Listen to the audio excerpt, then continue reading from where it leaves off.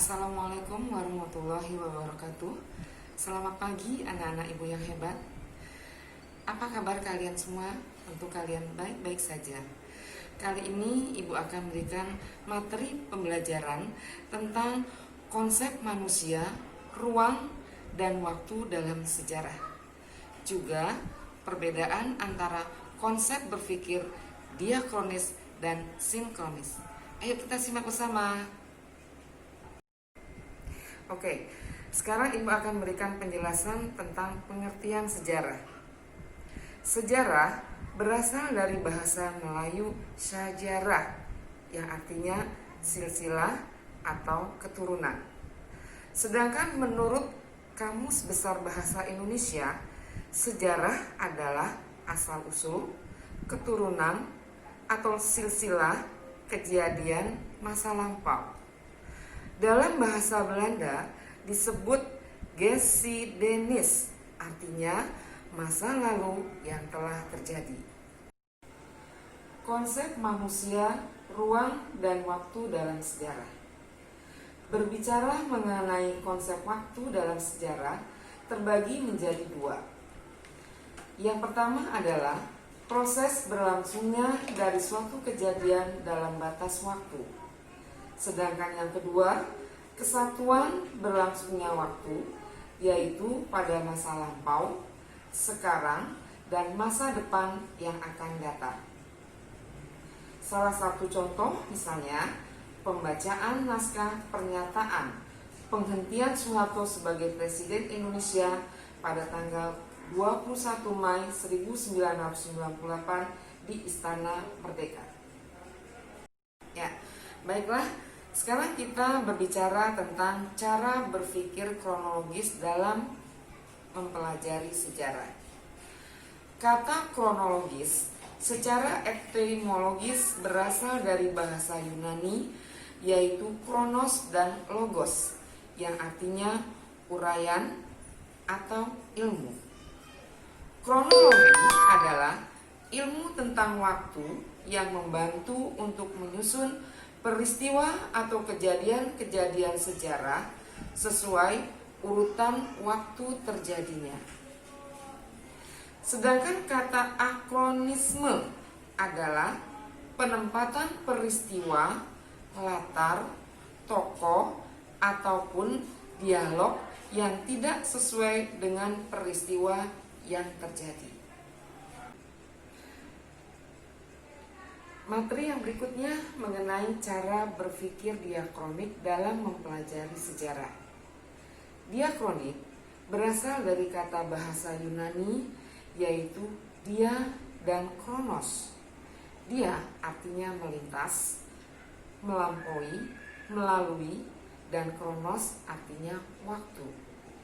Cara berpikir diakronik mengajarkan kepada kita untuk lebih teliti dalam gejala atau fenomena tertentu, peristiwa atau kejadian pada waktu tertentu. Dalam hubungan waktu, sejarah mengenal periodisasi, yakni pengklasifikasian peristiwa sejarah dalam tahap-tahap dan pembabakan tertentu. Nah, sekarang ibu akan berikan contoh-contoh dari berpikir diakronik. Seperti misalnya terjadinya perang Diponegoro di Jawa yang berlangsung antara tahun 1825 sampai 1830. Contoh yang lain, Belanda menyerah kepada Jepang di Kalijati, Jawa Barat pada tanggal 8 Maret 1942. Kemudian juga contoh yang lain adanya penjajahan Jepang di Indonesia yang berlangsung antara tahun 1942 sampai 1945. Contoh-contoh yang lain, kalau kita lihat dari berpikir diakronik, dalam perkembangan agama Buddha, dalam perkembangan agama Islam, itu ada dinasti Sanjaya yang berlangsung antara 732 sampai 850 Masehi. Kemudian ada dinasti Syailendra yang berlangsung antara tahun 750 sampai 900 Masehi.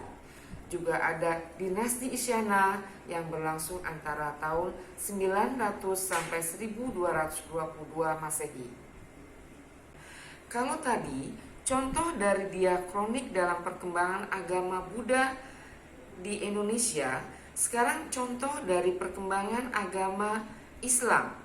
Menurut konsep berpikir diakronik, contohnya adalah dinasti Demak yang berlangsung antara tahun 1521 sampai 1568. Kemudian ada dinasti Pajang yang berlangsung antara 1568 sampai 1600.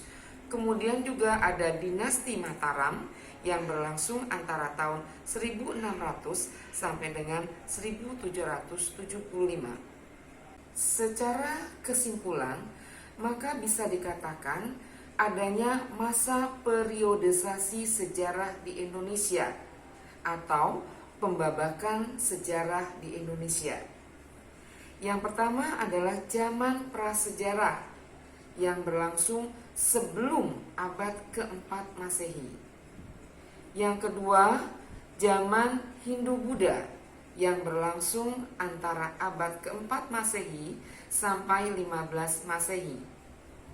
Yang ketiga, zaman perkembangan Islam antara abad ke-7 Masehi sampai dengan abad 16 Masehi.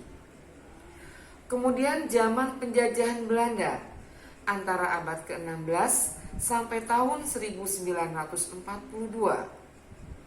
Kemudian zaman pendudukan Jepang dari tahun 1942 sampai 1945.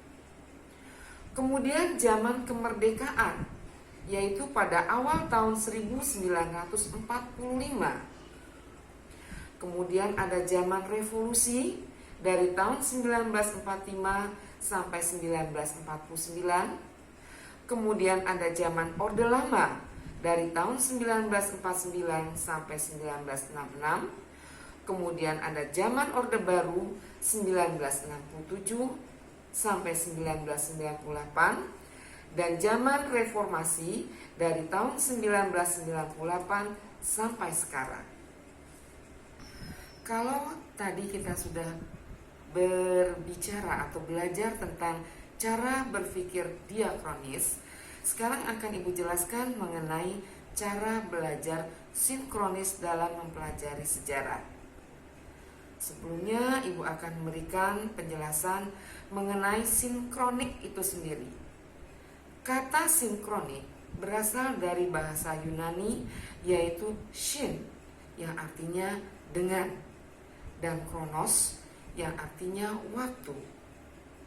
Dalam Kamus Bahasa Indonesia, sinkronik diartikan sebagai segala sesuatu yang bersangkutan dengan peristiwa yang terjadi pada suatu masa.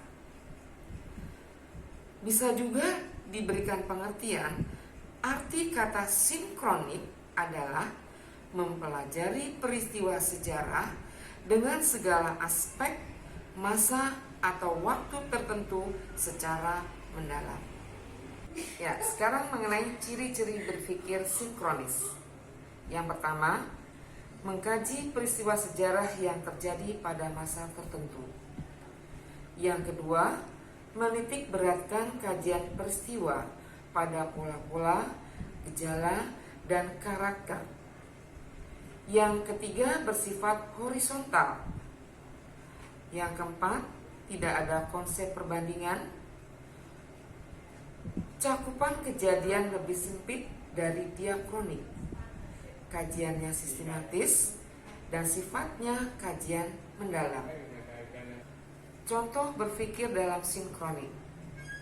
Misalnya suasana pada saat terjadinya peristiwa gerakan 30 September atau G30 SPKI.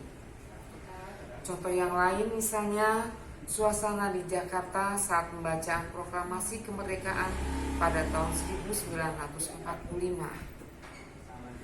Kemudian contoh yang lain misalnya suasana pada saat masa Orde Baru.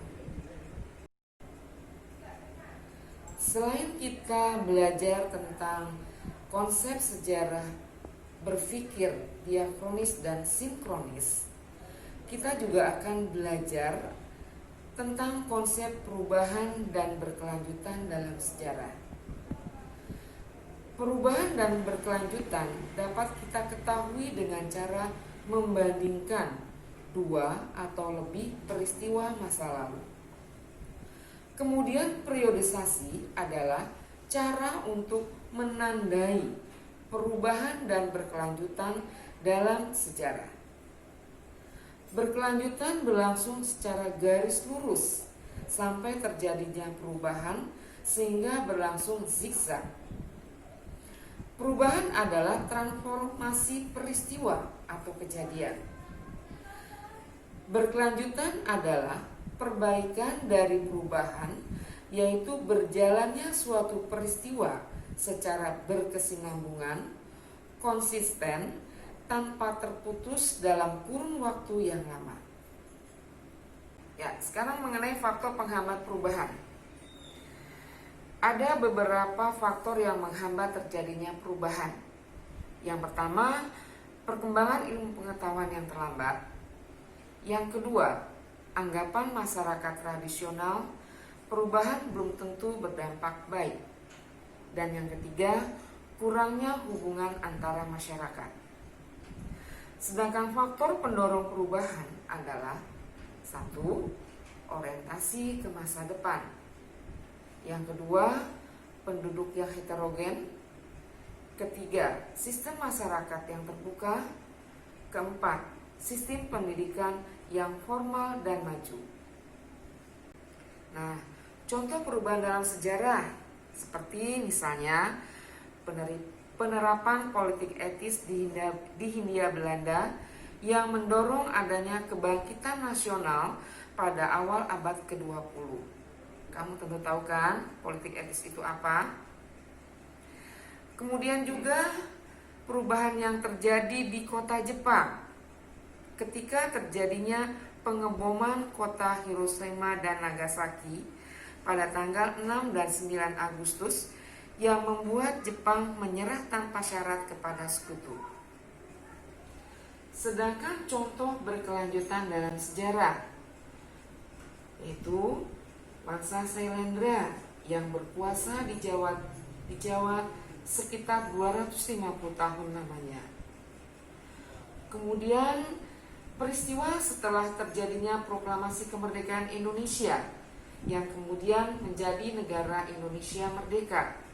Yang tadinya Indonesia belum merdeka, setelah proklamasi kemerdekaan, maka posisi Indonesia sudah berubah dari negara terjajah menjadi negara merdeka.